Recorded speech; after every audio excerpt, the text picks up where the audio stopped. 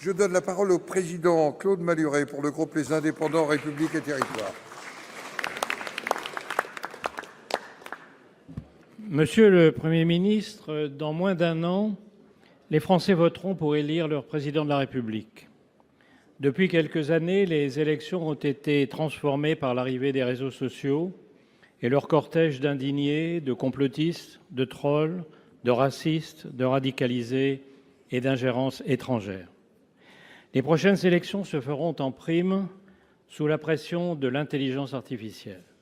Cette fois-ci seront au menu vidéos truquées, fausses voix, faux personnages, faux communiqués, comptes automatisés, diffusion virale de mensonges juste avant le scrutin. Le danger pour la démocratie sera décuplé. Les relais de Poutine ou de MAGA vont évidemment s'en donner à cœur joie. Ils ont déjà commencé leur travail de sape. Face à cette irruption massive, nous ne sommes pas prêts. L'AI Act européen est embryonnaire.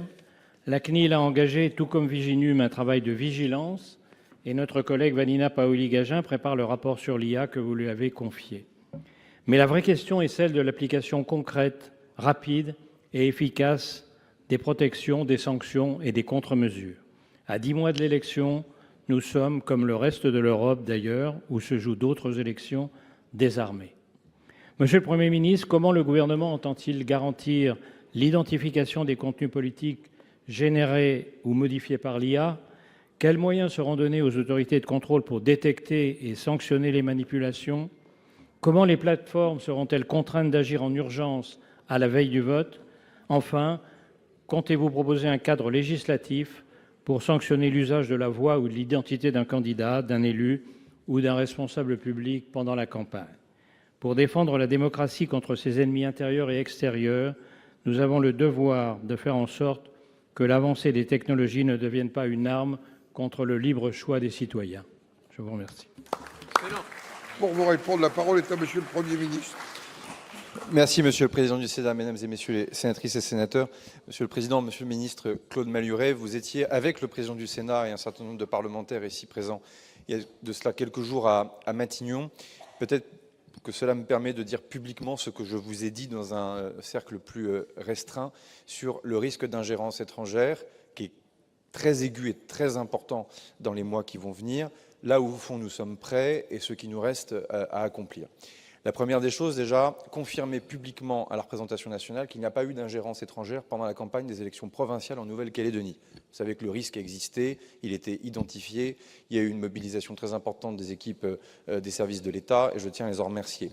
Néanmoins, vous le savez, ce n'est pas le cas pendant la campagne des élections municipales, où un certain nombre d'ingérences étrangères ont été clairement détectées, venant d'ailleurs d'horizons assez différents et opérant, en tout cas empruntant des modes opératoires qui étaient aussi, eux, assez différents. J'y reviendrai dans un instant, mais au fond, de nature, de mode opératoire, qui peut aussi intéresser tous les candidats aux élections sénatoriales pour la fin de ce mois de septembre, soit de la production de contenu qui apparaît à première vue comme étant vrai, un faux blog d'information dans l'Allier, alors que en fait, c'est un vrai faux blog ou un faux vrai blog, mais qui emprunte au fond le visage d'un blog local d'information. Premier cas de figure. Deuxième cas de figure, celui-là autrement plus violent, la production de rumeurs, de calomnier, il en restera toujours quelque chose, mais avec une puissance de frappe terrible qu'est l'IA, qui permet d'aller dénigrer tel ou tel candidat en disant qu'il a un problème avec la justice qui n'existe pas, ou pire chose sur sa vie privée. Globalement, ce sont les deux modes opératoires tels qu'on a pu les constater pendant les élections municipales. La troisième chose que je veux vous dire, c'est qu'on dit ingérence étrangère, tout d'un coup, on a la lumière qui s'allume en disant étatique. Et dans votre question, vous l'avez rappelé, c'est pas que étatique. Déjà parce que beaucoup de grands groupements d'intérêts financiers ou économiques internationaux peuvent avoir un intérêt à s'en prendre à un parlementaire. En fonction des positions que vous avez pu prendre sur telle ou telle loi, vous pouvez avoir une ingérence pendant votre propre campagne sénatoriale dans laquelle vous avez pu déranger des intérêts économiques. On commence à le voir et on commence à le détecter. C'est vrai aussi potentiellement, heureusement, nous n'avons pas eu de cas au moment où je vous parle, mais on assiste à un mercenariat numérique contre de l'argent, pas forcément des sommes d'argent très importantes, qui permettent potentiellement à un autre candidat, français, potentiellement, d'aller activer une cellule mercenaire à l'étranger pour venir calomnier un autre candidat en France. Bon. Donc on voit bien que les modes opératoires deviennent de plus en plus clairs et obscurs en même temps, c'est le moins que l'on puisse dire. Face à cela, pour répondre à votre question, je pense que notre doctrine, elle est solide, mais l'arsenal est incomplet, pour dire les choses. La doctrine est solide parce que, si déjà je suis capable de vous en parler aussi clairement, il y a un an, ça n'aurait pas été aussi clair. Et le boulot des équipes est absolument remarquable. Détection, et pas 3 semaines après le moment où le contenu a été mis en ligne. En campagne électorale, on a besoin d'être réactif.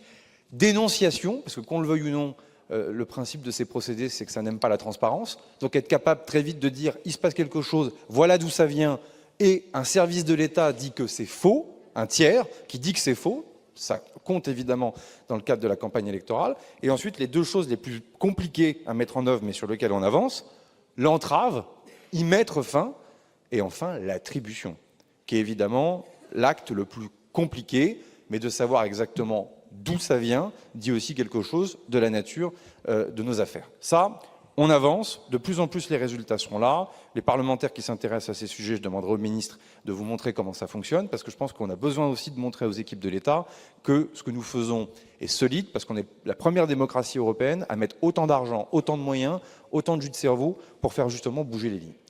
Ensuite, l'arsenal n'est pas complet. Quand je dis qu'il n'est pas complet, c'est que des choses ont été faites, et je vous en remercie parce que, une fois de plus, le Sénat nous y a beaucoup aidé. Il y a l'existant, le délit de photomontage existe déjà, ça fonctionne dans le cadre d'une campagne électorale, peu importe que l'IA soit utilisée ou pas pour construire le photomontage. Le référé anti-manipulation, pour le coup, lui aussi, il existe déjà en droit. Après, il faut évidemment s'en saisir. Et je ne reviens pas sur les différents sujets européens qui méritent effectivement vis-à-vis des plateformes d'être pudiquement et diplomatiquement accélérés. Ce qui doit être très vite musclé, et ça on en a échangé ensemble, la première des choses, c'est qu'il faut créer définitivement cette commission d'information du public. En clair, ce qu'on est capable de faire à haut niveau dans le cadre d'une campagne, avoir quelque chose qui soit désormais permanent et que l'ensemble de la presse, des juges, des élites, de la population, de nos concitoyens soient capables d'identifier qui fait quoi dans notre organisation étatique pour dénoncer une fausse information. Parce que, vous le voyez bien, Monsieur le Ministre, la frontière aussi avec une ingérence de l'État dans le débat public pourrait très très vite être contestée par certains. Donc il faut aussi que nous-mêmes, nous soyons garants aussi d'un certain nombre de principes de liberté. La deuxième des choses, c'est que, et je crois que ça a rencontré l'assentiment des différents groupes, le référé qui existe n'existe que pour les présidentielles, les législatives et les sénatoriales. Il faut urgemment l'ouvrir à toutes les élections locales, notamment en vue des élections régionales et départementales de 2028, des prochaines élections municipales. On ne peut pas se permettre d'avoir un référé à double vitesse en fonction des élections. Donc ça, évidemment, c'est important. Et enfin, votre question était précise, les peines aujourd'hui ne sont pas suffisamment dissuasives. Donc il faut, et je vous proposerai, dans une petite loi, là aussi très courte, qui va être adoptée au Conseil des ministres en cette fin du mois de juillet, de multiplier par 3 les peines encourues pour celles et ceux qui commettent justement la production de faux contenus d'information en période électorale, considérant que la période électorale a quelque chose de sacré dans une démocratie, qu'elle mérite une protection particulière avec des outils de dissuasion qui sont particuliers. Pour terminer, j'ai écrit à l'ensemble des formations politiques de ce pays. On ne peut pas dire que toutes les formations politiques de ce pays m'aient répondu. Je considère néanmoins, je le dis du fond du cœur, ça concerne tout le monde sur tous les bancs. Aucun parti politique, aucun candidat, quel que soit son territoire, urbain, rural, hexagonal, outre-mer, ne peut prétendre aujourd'hui être complètement à l'abri d'une opération d'ingérence, quelle qu'elle soit, dans le cadre de sa campagne. Et comme c'est nous qui sommes respectivement aux affaires, vous comme sénateur sortant ou à réélire au mois de septembre, nous au gouvernement, il est indispensable de très vite compléter notre arsenal juridique et de porter aussi politiquement et culturellement cette bataille parce qu'elle est absolument clé. Merci beaucoup.